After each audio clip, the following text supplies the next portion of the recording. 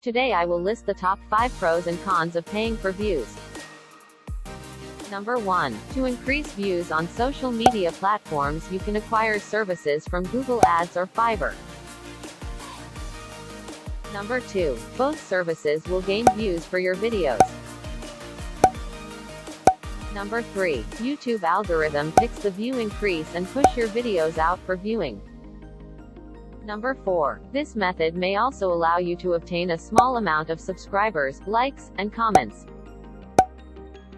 Number 5. The increase in views can trickle continuous increase in views over a period of time. Number 1. The use of these services may or may not go against YouTube guidelines. Number 2. Google Ads views does not count towards increase in watch hours.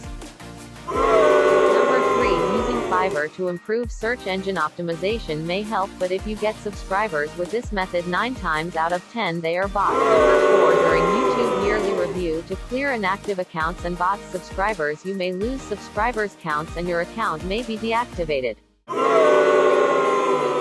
Number 5. Both Google Ads and Fiverr requires you to purchase their services. If account is deactivated and you lose your subscribers, Google Ads and Fiverr get paid and you are left with nothing. Conclusion. Make great content that people want to be notified to watch, like, share, and subscribe to your channel.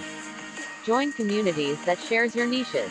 Stay away from services that you pay for to get views. Most of all, be consistent to get your audience to want more.